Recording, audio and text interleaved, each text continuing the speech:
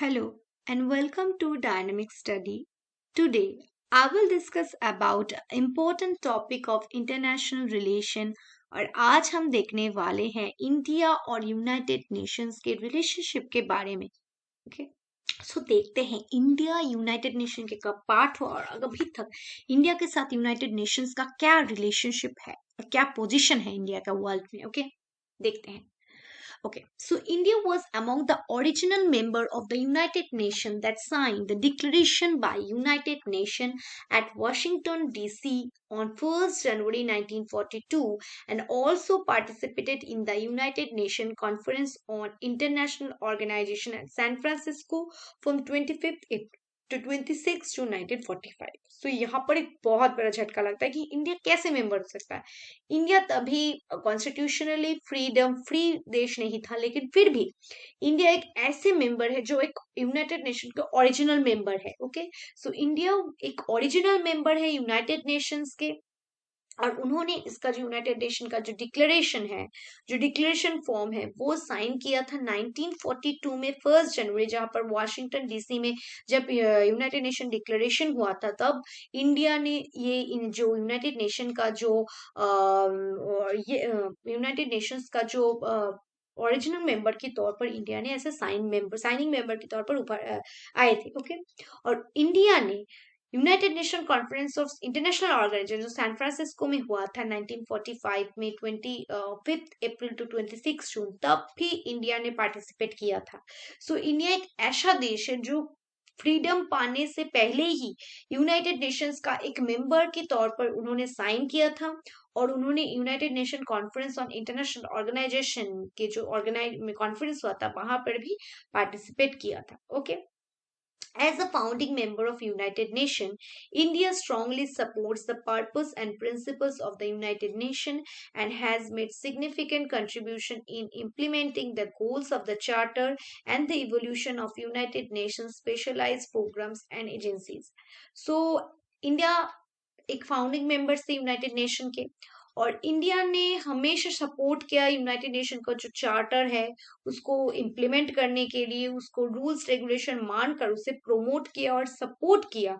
Okay और United Nation के जो ऑर्गेनाइजेशन है उसको इवोल्यूशन करने की, उनका जो रूल्स है रेगुलेशन है उनको माना। सो इंडिया एक ऐसा कंट्री था जो साइनिंग कंट्री तो था ही, लेकिन उसके साथ उन्होंने इंडिया यूनाइटेड नेशन का जो रूल्स है रेगुलेशंस है प्रिंसिपल्स है उसको सिग्निफिकेंट माना और उसके लिए कंट्रीब्यूट किया और जो गोल्स है चार्टर की यूनाइटेड नेशंस को उसे फॉलो किया और उसे मानने की कोशिश की। ओके नेक्स्ट देखते हैं। India has been a non-permanent member of the United Nations Security Council for 8 terms, a total of ongoing 16 years, with the most recent of being 2021 and 22 term. Okay, so India एक ऐसा member है जो United Nation के P5 के तो permanent member नहीं है, लेकिन India चाहते हैं कि वो United Nation के Security Council में एक permanent member की तौर पर उनके सीट मिले। ओके सो इसके लिए कुछ देश हैं जो एक दूसरे को हेल्प कर रहे हैं। सो इंडिया चाहते हैं कि वो यूनाइटेड नेशन के सिक्योरिटी काउंसिल के परमानेंट मेंबर हो, लेकिन इंडिया सिक्योरिटी काउंसिल में कुछ 5 परमानेंट के मेंबर के साथ साथ कुछ 10 नॉन परमानेंट मेंबर्स होते हैं जो चेंज होते रहते हैं। इंडिया ये जो सिक्योरिटी काउंसिल का जो नॉन परमानेंट मेंबर है वो 8 टर्म उन्होंने ज्वाइन किया था और 16 ईयर्स 2 साल के लिए जो नॉन परमानेंट का जो पद है वो यूनाइटेड कुछ देशों को दिया जाता है। सो इंडिया ने 8 बार इस पोजीशन को कैप्चर किया है और वो सबसे रिसेंट है अभी जो 21 एंड 22 जो टर्म चल रहा है वहां पर इंडिया सिक्योरिटी काउंसिल का एक नॉन परमानेंट मेंबर है। Okay so India is a member of G4 group of nations who back each other in seeking permanent seat on the Security Council and advocate in favor of the reform of the United Nations Security Council. So India हमेशा चाहता है कि India United Nation के security council के एक member हो, इसीलिए कुछ स्टेट्स हैं जो G4 के नाम से हम जानते हैं, वो स्टेट्स क्या करते हैं एक दूसरे को हेल्प करते हैं कि वो अपने सिक्योरिटी काउंसिल के परमानेंट मेंबर की तौर पर वो अपने पास आए और एडवोकेट कर सके यूनाइटेड नेशन के सिक्योरिटी काउंसिल के रिफॉर्म की बात करते हैं और चाहते हैं कि यूनाइटेड नेशन में सिर्फ 5 ही नहीं ऐसे स्टेट रहे जिनके पास पार्लियामेंट सीट रहे, कुछ और स्टेट्स भी हो जिनके पास ये पार्लियामेंट सीट होनी चाहिए। सो इंडिया चाहता है कि वो भी सिक्योरिटी काउंसिल के एक परमानेंट मेंबर के तौर पर आए। उसके साथ इंडिया G77 का भी मेंबर है। ओके, नेक्स्ट देखते हैं। So India is a charter member of the United Nations and participate in all its specialized agencies and organization. So India एक charter member है, charter उन्होंने sign किया था। So उन्होंने क्या किया था, वहां पर specialized agencies के साथ सारे में participate करता है। Okay, India has contributed troops to the United Nations, वहां पर पुलिस भेजती है इंडिया, उनका जो मिलिट्री है पीस कीपिंग एफर्ट्स में, कोरिया में, इजिप्ट में, कॉन्गो में, या हाल ही में जो हुआ था Somalia, Angola, Haiti, Liberia, Lebanon, Rwanda, in recent years जो जो हुआ था, या साउथ सुदान कॉन्फ्लिक्ट में जो मिलिट्री, क्योंकि यूनाइटेड नेशन के पास अपना कोई मिलिट्री या पीस कीपिंग फोर्सेस नहीं है, सारे देश जो मेंबर्स हैं वो अपने जो मिलिट्री है उसको यूनाइटेड नेशंस के पास भेजते हैं। सो इंडिया भी एक ऐसा मेंबर्स है जो उनके पास जो मिलिट्री स्ट्रेंथ है या पीस कीपिंग फोर्सेस है वो वहां पर यूनाइटेड नेशन पे भेजते हैं। ओके, नेक्स्ट देखते हैं। So India was one of the original members of the league of nation, यहाँ पर बहुत इंपॉर्टेंट है, इंडिया लीग ऑफ नेशंस के भी मेंबर रह चुके हैं। Okay, in the principle lies only sovereign state can become the United Nations charter. So यहाँ पर बताया गया था जो सोवरेन स्टेट होंगे वही सिर्फ यूनाइटेड नेशंस के मेंबर होंगे, लेकिन however although today all the union members are fully sovereign state, लेकिन तब इंडिया एक इंडिपेंडेंट स्टेट नहीं था, लेकिन फिर भी वो लीग ऑफ नेशंस के भी मेंबर रह चुके हैं एंड यूनाइटेड नेशंस के भी। ओके, सो यूनाइटेड नेशन के अभी जो मेंबर्स है वो सारे सोवरेन स्टेट्स हैं। वो ओरिजिनल मेंबर्स कौन कौन से हैं, Belarus, India, Philippines and Ukraine.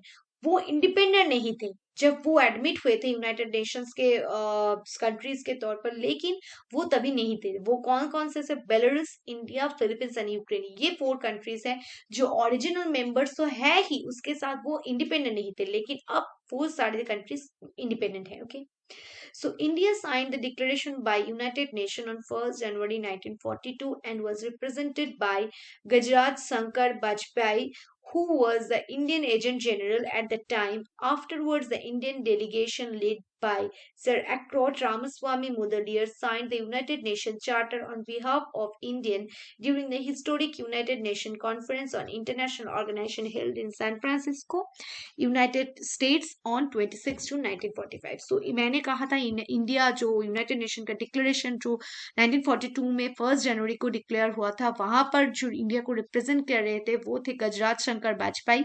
सो उन्होंने इंडिया के एजेंट के तौर पर वहां पर जाकर इंडिया ने लीग ऑफ यूनाइटेड नेशन के चार्टर मेंबर के तौर पर उन्होंने साइन किया। ओके, आफ्टरवर्ड्स क्या हुआ, जो इंडिया ने जब यूनाइटेड नेशंस को चार्टर को साइन करने की बारी आई, अल्टीमेटली यूनाइटेड नेशन काम पे जब लगेगा, मतलब United Nation Conference of International Organization जो सैन फ्रांसिस्को में 1945 में हुआ था, तब रामास्वामी मुदलियर जी ने जहां पर जाकर यूनाइटेड नेशन को साइन किया था, और इंडिया तब से एक फुल टाइम मेंबर है यूनाइटेड नेशंस के। ओके, अब देखते हैं कि यूएन रिफॉर्म्स क्या क्या हुए हैं। ओके, 1977 में कोफी आनंद ने अनाउंस किया था इस plan for United Nation reform two reform packages track 1 एंड ट्रैक 2। उन्होंने रिफॉर्म की बात की गई थी इंटू यूनाइटेड नेशंस को।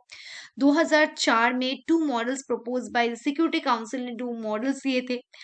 2005 में कोफी आनंद ने क्या किया था, एक प्रेजेंस किया था इस comprehensive reforms agenda large freedom को। पीस बिल्डिंग कमीशन तब इस्टेब्लिश हुआ था कि कैसे पीस को मेंटेन करें वर्ल्ड वाइड। ओके, 2006 में यूनाइटेड नेशन में ह्यूमन राइट्स काउंसिल बनाया गया। ओके, 2007 से 16 तक क्या हुआ, रिफॉर्म्स कंटिन्यूज ड्यूरिंग बान की moon term, the launches 2030 agenda for sustainable development and adoption of Paris climate agreement. So United nation ने सस्टेनेबल डेवलपमेंट को माना और पेरिस क्लाइमेट एक्रोड को साइन किया। 2017 से 2020 तक क्या हुआ, reforms envision by United Nations Secretary General Antonio Guterres have been ongoing which focus on United Nations peace and security pillar. So United Nation का सिक्योरिटी पिलर के लिए ये काम करते रहते हैं, यूनाइटेड नेशंस को रिफॉर्म करने की। और United nation secretary General Antonio Guterres जो थे वो फोकस करते हैं कैसे यूनाइटेड नेशन को पीस और उनका सिक्योर कैसे कर सकते हैं। ओके, सो ये है इंडिया एंड यूनाइटेड रिलेशंस का रिलेशंस। ओके, और देखते हैं। ओके, अब क्या है इंडिया का स्टैंड, अब क्या है। So debates on the occasion of 75 years of United Nations foundation, prime minister Narendra Modi raise the key points pertaining to the body's formation and approach to the conflict resolution. He also reiterated his previous stand that UN needs a rebirth. तो जब United Nations का 75th anniversary पालन हुआ, occasion पालन हुआ, तब prime minister Narendra Modi ने बताया कि यूनाइटेड नेशंस का रीबर्थ होना बहुत जरूरी है, उसको कुछ रूल्स रेगुलेशंस चेंज करना चाहिए, उसको सिक्योरिटी काउंसिल का मेंबर्स देना चाहिए कुछ स्टेट्स को, क्योंकि यूनाइटेड नेशन बहुत रिजिड बन चुका है। ओके ओके, सो इसके लिए बहुत इंपॉर्टेंट होना चाहिए कि यूनाइटेड नेशंस कुछ करे, कुछ स्टेट्स को परमिट दे जो अपने तरफ से जो क्या कर सके, वो अपने पास एक ओपन करे सोर्स को कि और स्टेट्स आए, जैसे कि G4 नेशंस के जो मेंबर्स है, जैसे कि ब्राजील, जर्मनी, इंडिया, जापान, एक दूसरे को हेल्प करते हैं कि वो यूनाइटेड नेशन सिक्योरिटी काउंसिल में परमानेंट मेंबर हो सके।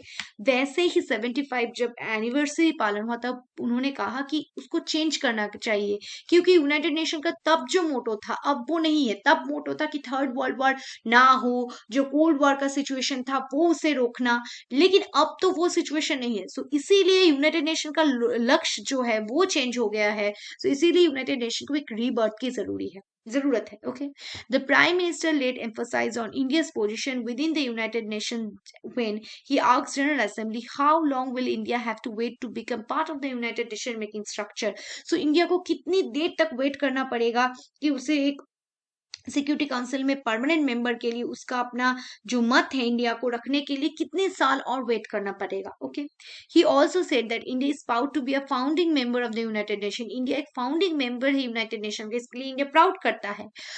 पीएम मोदी ने बताया कि I have come to assert the feeling of India's 1.3 billion people on the stage. तो इंडिया उसका रिगार्ड फील करता है कि वो एक यूनाइटेड नेशन का परमानेंट मेंबर होना चाहता है। वो इतने सालों से एक नॉन परमानेंट मेंबर है जो सिक्योरिटी काउंसिल का 8 टर्म फुलफिल किया, लेकिन फिर भी वो सिक्योरिटी काउंसिल का फुल टाइम क्यों नहीं मेंबर हो रहा है। सो इसके लिए चाहिए कि यूनाइटेड नेशन में कुछ रूल्स रेगुलेशन चेंज करने चाहिए और इंडिया जैसे कंट्रीज को सिक्योरिटी काउंसिल में एक परमानेंट मेंबर दिया जाए।